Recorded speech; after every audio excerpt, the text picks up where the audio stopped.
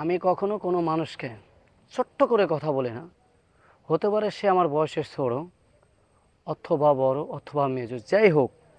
আমি কোনো মানুষকে ছোট্ট করে কথা বলি না। তবে হ্যাঁ, বলি, সত্য কথা বলার চেষ্টা করি। কিন্তু সত্য কথা বললে অনেকটা বেশিরভাগ টাইমে আমার সাথে যে সমস্ত ভাই ব্রাদাররা থাকে বা উঠবোস করে তাদের দেখে জ্বলে।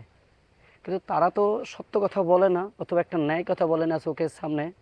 কিন্তু আমি যদি বলি তাদের জ্বলে, চুলকানি বাড়ে। আরে ভাই, এই দুনিয়া আজকে আছি, কালকে তো নাও থাকতে পারে। হ্যাঁ, তুমি নেতাকে ভয় করো, কারণ আমি তো করি না।